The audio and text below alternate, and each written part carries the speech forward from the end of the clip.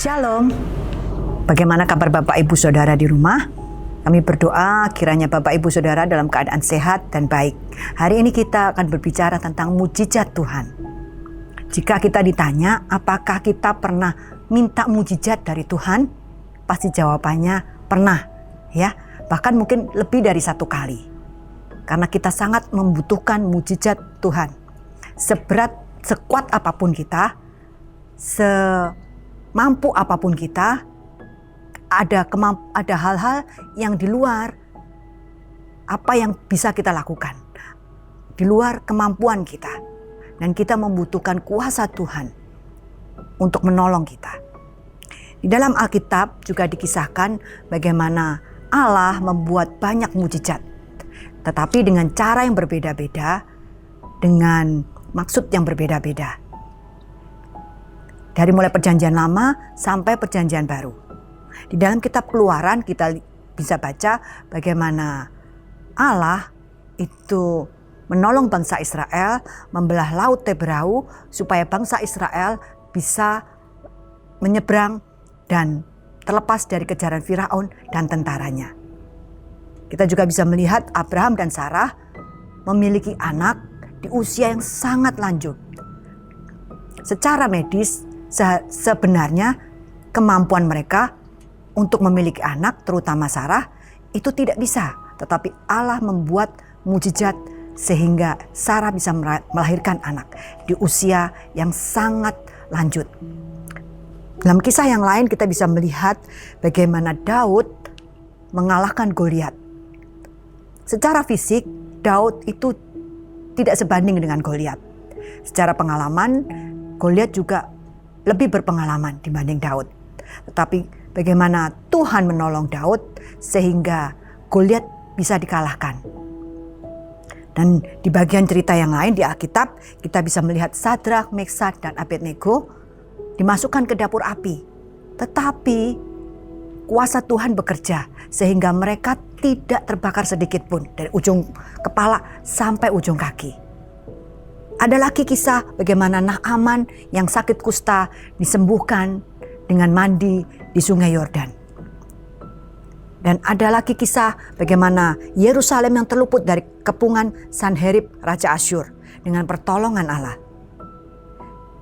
Kalau kita baca lagi, ada Daniel yang dimasukkan ke gua singa.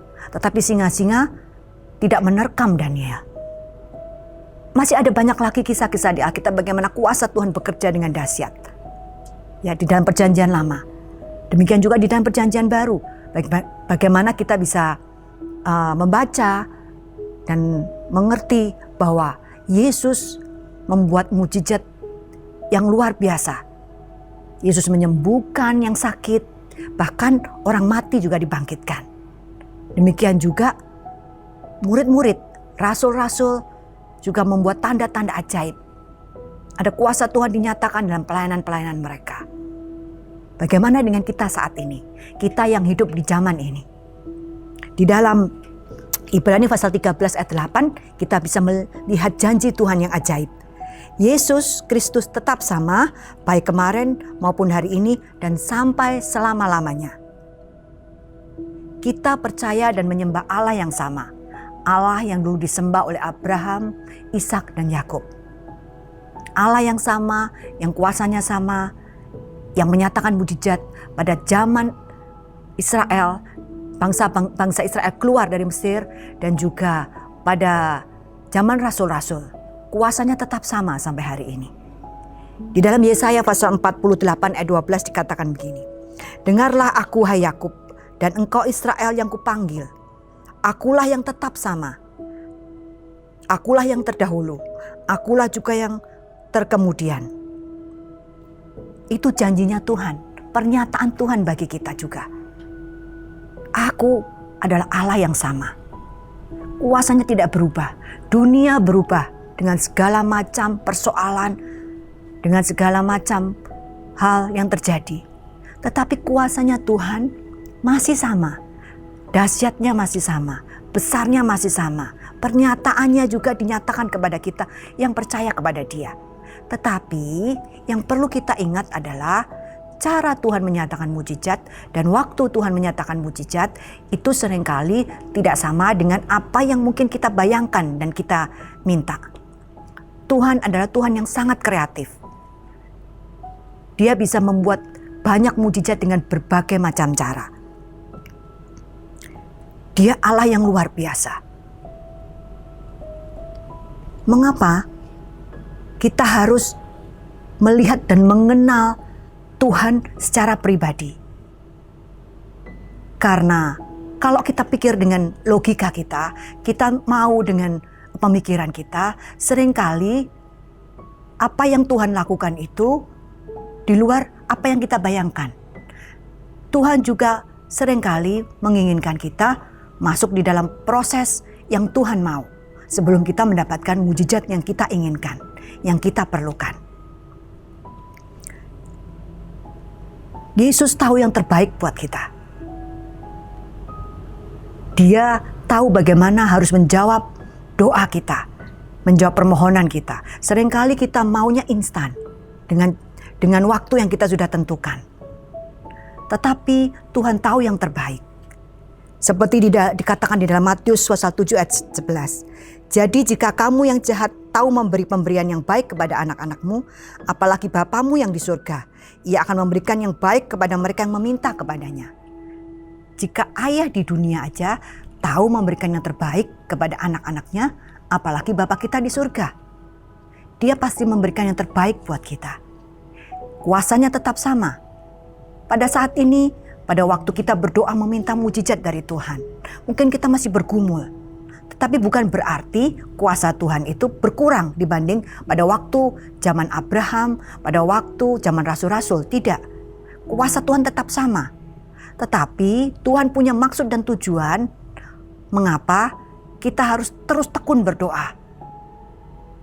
Terus tetap percaya bahwa Tuhan itu akan menjawab dan memberikan mujizat kepada kita. Yesus juga mau kita percaya dan mengenal Dia secara pribadi. Melalui proses yang Tuhan ingin kita lalui, Tuhan mau kita mengenal karakternya Tuhan, pribadinya Tuhan, lebih lagi. Karena seringkali orang setelah mendapat mujizat, dia kemudian melupakan Tuhan. Kemudian melupakan bahwa dia pernah ditolong oleh Tuhan. Seringkali kita hanya melihat bagaimana kita memerlukan mujizat dari Tuhan. Bagaimana kita perlu saat ini. Aduh Tuhan, aku perlu sekali. Aku perlu kuasa-Mu dinyatakan. Aku perlu kesembuhan. Aku perlu pertolongan Tuhan. Saat ini Tuhan, sesegera mungkin. Tetapi setelah Tuhan menjawab doa kita, seringkali kita sudah merasa nyaman, sudah merasa enak.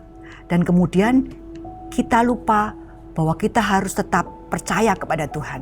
Kita harus tetap setia kepada Tuhan. Ada cerita-cerita di Alkitab yang dialami oleh tokoh-tokoh di Alkitab.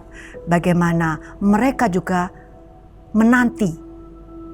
Bagaimana Tuhan menolong dia. Kita bisa melihat bagaimana penantian Abraham. Kita juga bisa melihat bagaimana penantian Yusuf. Kita bisa melihat bagaimana juga Daud tidak tiba-tiba menjadi raja. Meskipun dia sudah diurapi untuk menjadi raja.